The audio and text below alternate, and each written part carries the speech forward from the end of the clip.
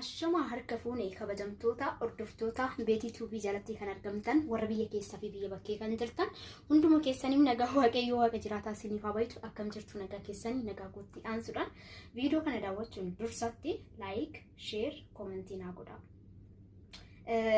Gaafa kana naa gootan viidiyoo daawwachuu dandeessu jechuudha. Yeroo hundumaa akka daddafee viidiyoo hojjedhuuf sodaan kunis akkana keessaa baduuf jechuudha. Xiqqoo na sodaachisa isiniin jedhu na sodaachisu. Lamaan nyaamota isinitti agarsiisuu barbaade guyyaarra kennaa jaalalaa hiriyoonni goonaa kennan keessaa isinitti agarsiifachuun barbaada. Isin immoo kan bareedudha. Koomentii jalatti naa barreessitanii jechuudha. Wajjin turaa.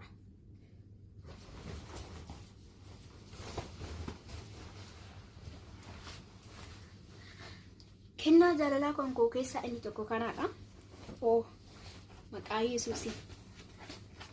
Ilaalaa meesiritti duubanis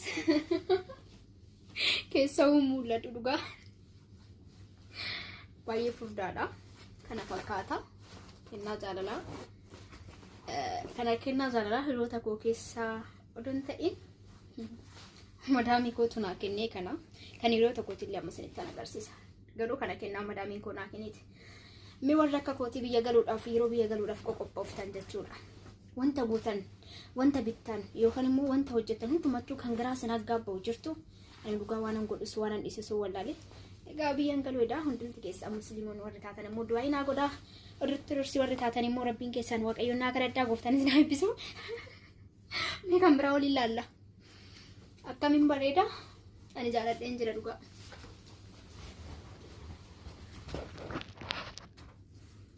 Kennaa hiriyaa kootii immoo kana fakkaata. Kennaa hiriyaa kootiitiif bareeda moo kennaa madaamii koonaa keetiif bareeda?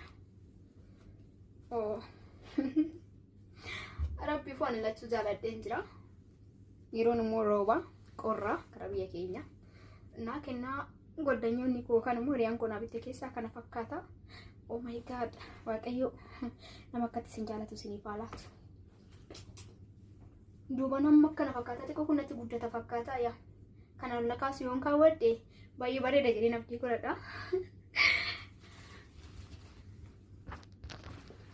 Inni tokko immoo kana fakkaata.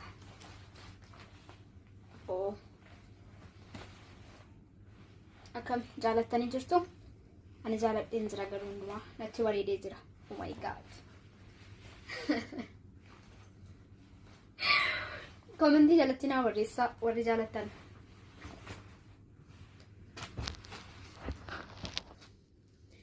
Inni tokko immoo kanaadha. Garuu surree qaba surree isaan kaawwanne. እንዴት ነው ወዳችኋል? ያምራል? ከወደዳችሁ ኮሜንት ስር ኮሜንት ጀለትና በሬሳ ከምቱ በሬዳ ከንጀልቀባ ከለመታ ከንሰደፋት ሞ ከነፍራፋ ከና ከንጃለተን ኮሜንት ጀለት ሲንራይን በርባዳ ገሩ ይሩንዱማሞ ዩቲዩብ ከነረታ ከንደደመቀው ጀዱፍ ላይክ ሰብስክራይብ ኮሜንቲና በሬሳ ፍራንክስ ጎዲዮና አንጀተን ፍራንኪላ ሲኒ ዱፉ እንደንዳ ወንተ ሲንገመቺ ሲሁን ዱማ ሲዩጀቹን እንደንዳ ዘቹዳ ሰው ከናፍ ላይክ ሰብስክራይብ ና ጎዳ አቺ ድንግልናት ስልከርኝ ደሞ ብለሽ አርግዝሽ መጣሽ ያ ከተማው ጩልል ይፈነ አንድ ቀን አብረን እንደተኛነ ሞቀን ራቁታችንን ተኛለ አላመለበላችንን እኔም ተሚለብጠው እጃ አብረን ተኛ አላማልዶ ተነሳና ነከኒና ዋጭ አለኝ እንዴት ሰማኝ ደሞ እንዴት ትኩሳት ይልኝ ምን ይልኝ እንዴት ከኒና ሞጣ ብዬም ቢያልኩት ኋላ ተሶስተር በኋላ ነኝ እንጂ ብሎ አችን ቤት ወሰደኝና ጨብጠሻል አሉ እኔ ማንንም አልጨበጥኩኝ ብጃግ ምጫ ወደ ሀገር የመጣው ግምዲያኛል አሁንም ድረስ ደሞ ድንግል ነሽ አንቺ ቤት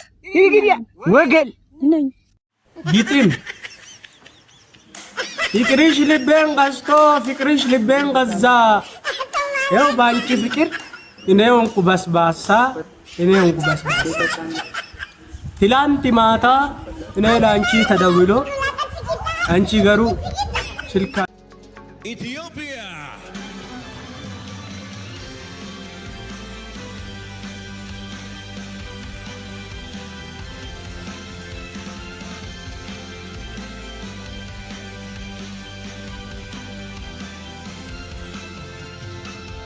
Only one grabs the next spotlight from Africa, and it goes to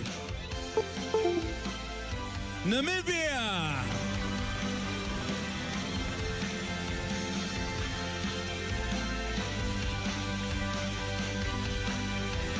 Congratulations.